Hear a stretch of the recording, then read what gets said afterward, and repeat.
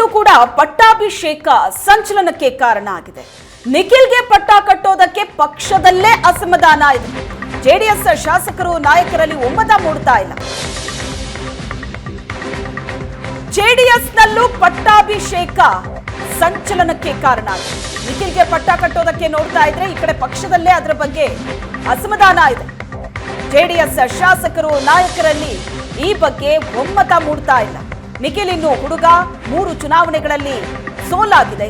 ರಾಜ್ಯಾಧ್ಯಕ್ಷ ಹುದ್ದೆ ನಿಭಾಯಿಸೋದಕ್ಕೆ ತೊಡಕಾಗುತ್ತೆ.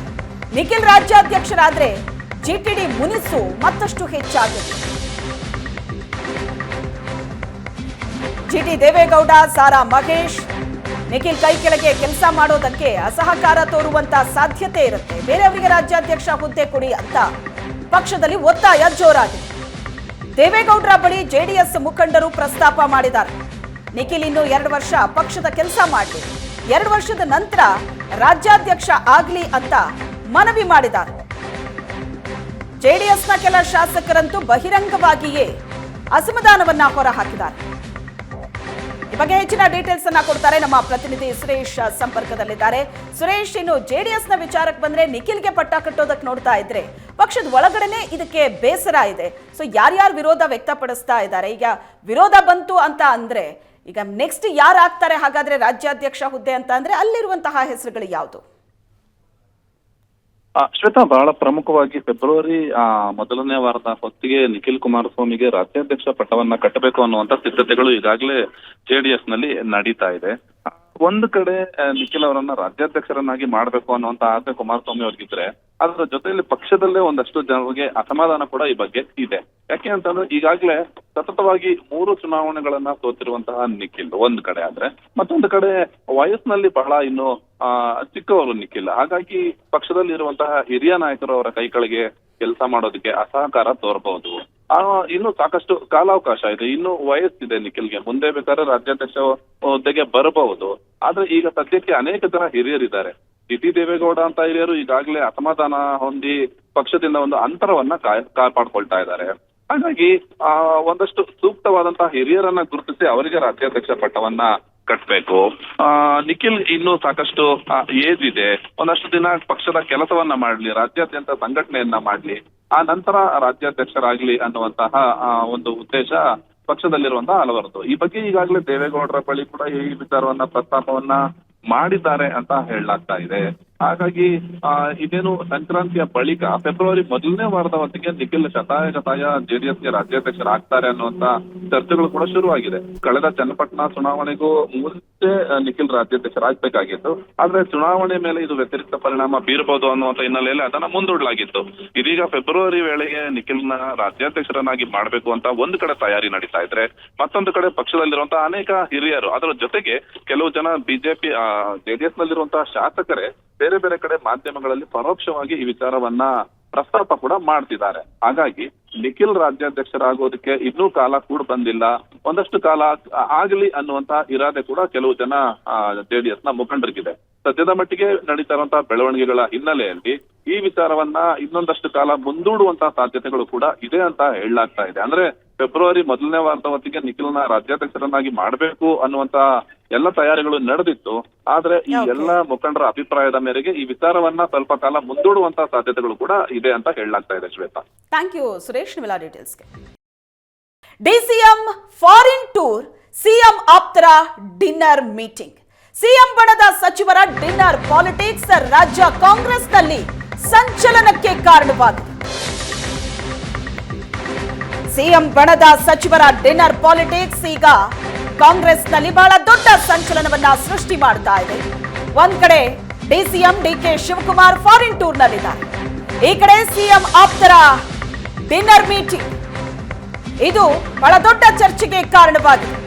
DCM DK ಶಿವಕುಮಾರ್ಗೆ ಟಕ್ಕರ್ ಕೊಡೋ ಲೆಕ್ಕಾಚಾರ, ಡಿಕೆಶಿಗೆ ಕೌಂಟರ್ ಕೊಡೋದಕ್ಕೆ ಸತೀಶ್ ಜಾರಕಿಹೊಳಿ ಪ್ಲಾನ್ ಇದೆ.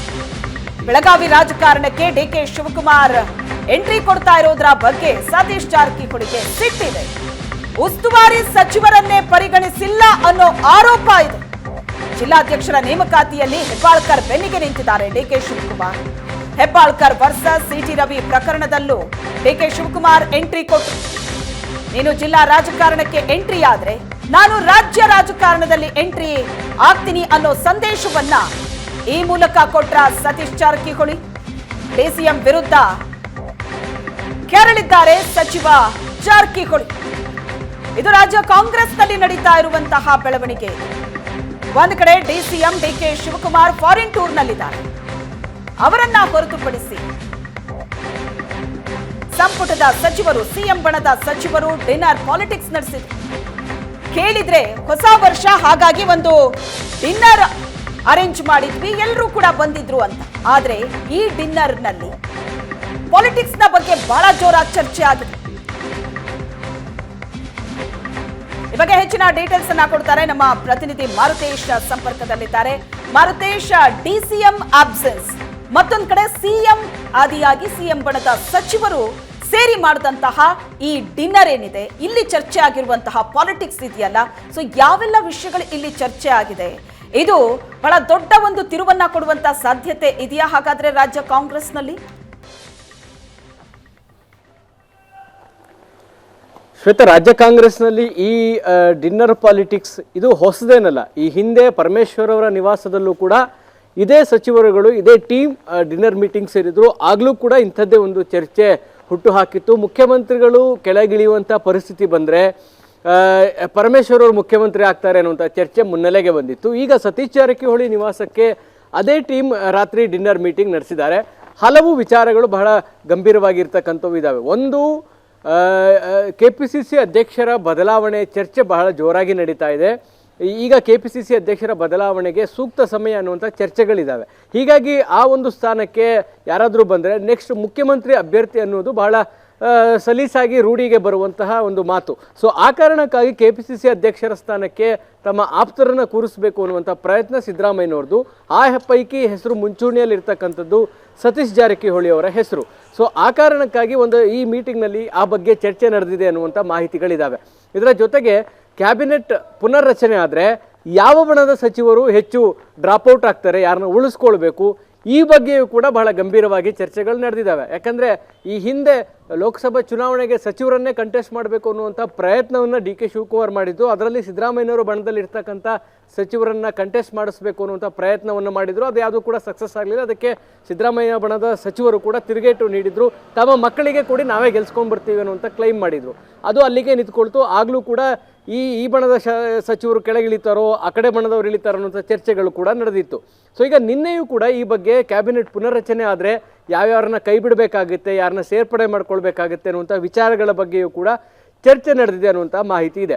ಇನ್ನೊಂದು ಬಹಳ ಪ್ರಮುಖವಾದ ವಿಚಾರ, ಬೆಳಗಾವಿಯ ಪಾಲಿಟಿಕ್ಸ್ನಲ್ಲಿ DK ಶಿವಕುಮಾರ್ ಅವರ ಹಸ್ತಕ್ಷೇಪದ ವಿಚಾರವಾಗಿ ಸಹಜವಾಗಿ ಸತೀಶ್ ಜಾರಕಿಹೊಳಿಗೆ ಬಹಳ ಆಕ್ರೋಶ ಅಂತೂ ಇದ್ದೇ ಇದೆ.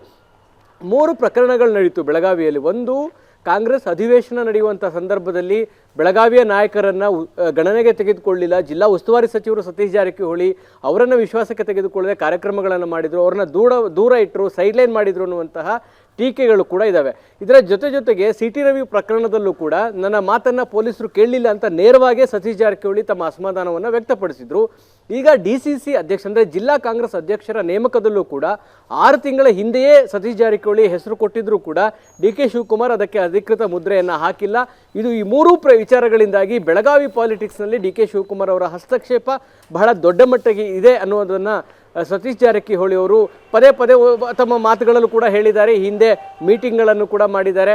ಸೊ ಈ ಹಿಂದೆ ಕಳೆದ ದಸರಾದಲ್ಲಿ ಒಂದು 40 ಜನ ಶಾಸಕರ ಟೀಮನ್ನು ಕಟ್ಕೊಂಡು ದಸರಾ ಪ್ರವಾಸದ ನೆಪದಲ್ಲಿ ಒಂದು ತಿರುಗೇಟು ಕೊಡುವಂಥ ಪ್ರಯತ್ನವನ್ನು ಕೂಡ ಸತೀಶ್ ಜಾರಕಿಹೊಳಿ ಮಾಡಿದರು. ಸೊ ಈಗ ಅದರ ಮುಂದುವರಿದ ಭಾಗ ಈ ಬಾರಿಯೂ ಕೂಡ ಅಂಥದ್ದೇ ಬೆಳವಣಿಗೆಗಳು ನಡೆದಿದ್ದಾವೆ. ಬೆಳಗಾವಿ ರಾಜಕಾರಣದಲ್ಲಿ DCM ಹಸ್ತಕ್ಷೇಪವನ್ನು ಖಂಡಿಸಿ ಕೂಡ ಈ ಸಭೆ ನಡೆದಿದೆ ಅನ್ನುವಂತಹ ಚರ್ಚೆಗಳಿದ್ದಾವೆ. ಈ ಸಭೆಯ ಮೂಲಕ ಅಂದರೆ ನೀವು ಬೆಳಗಾವಿ ವಿಚಾರಕ್ಕೆ ಕೈ ಹಾಕ್ತೀರಾ ಅನ್ನೋದೇ ಆದರೆ ನಾವು ರಾಜ್ಯ ರಾಜಕಾರಣ ವಿಚಾರದಲ್ಲೂ ಕೂಡ ಕೈ ಹಾಕ್ತೀವಿ, ಡಿಸ್ಟರ್ಬ್ ಮಾಡ್ತೀವಿ ಅನ್ನುವಂಥ ಒಂದು ಮೆಸೇಜ್ ಪಾಸ್ ಮಾಡುವಂಥ ಸಲುವಾಗಿಯೂ ಕೂಡ ಸತೀಶ್ ಜಾರಕಿಹೊಳಿಯವರೇ ಖುದ್ದು ಆರ್ಗನೈಸ್ ಮಾಡಿದಂತಹ ಡಿನ್ನರ್ ಮೀಟಿಂಗ್ ಅನ್ನುವಂತಹ ಚರ್ಚೆಗಳು ಕೂಡ ಇದ್ದಾವೆ. ಹೀಗಾಗಿ ಈ ಮೀಟಿಂಗ್ಗಳು ಒಂದು ಸಂದೇಶವನ್ನು ಕೂಡ ಕೊಡ್ತಾ ಇದ್ದಾವೆ. ಜೊತೆಗೆ ಈ ವರ್ಷ ಮೇಗೆ ಸರ್ಕಾರಕ್ಕೆ 2 ವರ್ಷ ಆಗುತ್ತೆ, ಆಗ ಸಿದ್ದರಾಮಯ್ಯನವರು ಅಧಿಕಾರ ತ್ಯಾಗ ಮಾಡಬೇಕಾಗುತ್ತೆ ಅನ್ನುವಂಥದ್ದಿದೆ. ಅದಾಗದೇ ಇದ್ದರೆ ನವೆಂಬರ್ಗೆ 2.5 ವರ್ಷ ಆಗುತ್ತೆ, ಆಗ ಅಧಿಕಾರವನ್ನು ಬಿಡಬೇಕಾಗುತ್ತೆ ಅನ್ನುವಂಥ ಚರ್ಚೆಗಳಿದ್ದಾವೆ. ಯಾಕಂದರೆ DCM ಅಧಿಕಾರದ ಒಪ್ಪಂದದ ಬಗ್ಗೆ ಚರ್ಚೆ ಆಗಿದೆ ಅನ್ನುವಂಥದ್ದನ್ನು ಕೂಡ ಹೇಳಿದರು. ಜೊತೆಗೆ ಕಳೆದ ಬೆಳಗಾವಿ ಅಧಿವೇಶನದ ಸಂದರ್ಭದಲ್ಲಿ ಅಧಿಕಾರವನ್ನು ಒದ್ದು ಕಿತ್ಕೊಳ್ಬೇಕು ಅನ್ನುವಂತಹ ಮಾತನ್ನು ಸದನದ ಒಳಗೆ ಆಡಿದರು. ಈ ಎಲ್ಲ ಬೆಳವಣಿಗೆಯನ್ನು ಗಮನಿಸಿದಾಗ ಸಿದ್ದರಾಮಯ್ಯನವರ ನಂತರ CM ಸ್ಥಾನಕ್ಕೆ DK ಶಿವಕುಮಾರ್ ಅವರು ಕ್ಲೈಮ್ ಮಾಡ್ತಾ ಇರುವಂಥದ್ದು, ಆ ಥರದ ತಯಾರಿಯಲ್ಲಿ ಇರ್ತಕ್ಕಂಥದ್ದು ಬಹಳ ಸ್ಪಷ್ಟ. ಹೀಗಾಗಿ ನಾವು ಏನು ಮಾಡಬೇಕು ಅನ್ನೋದರ ಕುರಿತಾಗಿಯೂ ಕೂಡ CM ಆಪ್ತ ಬಣದಲ್ಲಿರ್ತಕ್ಕಂಥ ಸಚಿವರು ಹಲವು ರೀತಿಯಾದಂಥ ಸಭೆಗಳನ್ನು ಮಾಡ್ತಾ ಇದ್ದಾರೆ, 1-to-1 ಮೀಟಿಂಗ್ ಮಾಡ್ತಾ ಇದ್ದಾರೆ. ಅವರು ಕೂಡ ಒಂದು ಪ್ಲಾನ್ ಆಫ್ ಆ್ಯಕ್ಷನನ್ನು ಮಾಡ್ಕೊಳ್ತಾ ಇದ್ದಾರೆ. ಒಟ್ಟಿನಲ್ಲಿ ಈ 2025 ಕಾಂಗ್ರೆಸ್ನ ಪಾಲಿಗೆ ಅತ್ಯಂತ ನಿರ್ಣಾಯಕ ವರ್ಷ ಅಂದರೆ ತಪ್ಪಾಗಲಿಕ್ಕಿಲ್ಲ. ಸಂಪುಟ ಪುನರ್ರಚನೆ ಇರ್ಬೋದು, KPCC ಅಧ್ಯಕ್ಷರ ಬದಲಾವಣೆ ಇರ್ಬೋದು, CM ಅಧಿಕಾರದ ತ್ಯಾಗ ವಿಚಾರ, ಅದೇ ಅಧಿಕಾರದ ಒಪ್ಪಂದದ ಪ್ರಕಾರ ಏನಾದ್ರು ಬದಲಾವಣೆ ಆದರೆ ಆ ವಿಚಾರ ಇರ್ಬೋದು. ಈ ಮೂರೂ ವಿಚಾರಗಳಿಂದಾಗಿ ನಿನ್ನೆ ನಡೆದಿರುವಂಥ ಸಭೆ ಅತ್ಯಂತ ಮಹತ್ವವನ್ನು ಪಡೆದುಕೊಂಡಿದೆ. ಶ್ವೇತಾ, ಥ್ಯಾಂಕ್ ಯು ಮಾರುತೇಶ್, ನಿಮ್ಮೆಲ್ಲ ಡೀಟೇಲ್ಸ್ಗೆ.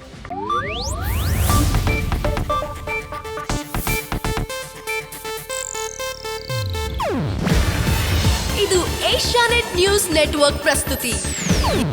ನೀವು ನೋಡ್ತಿದ್ದೀರಾ ಏಷ್ಯಾನೆಟ್ ಸುವರ್ಣ ನ್ಯೂಸ್.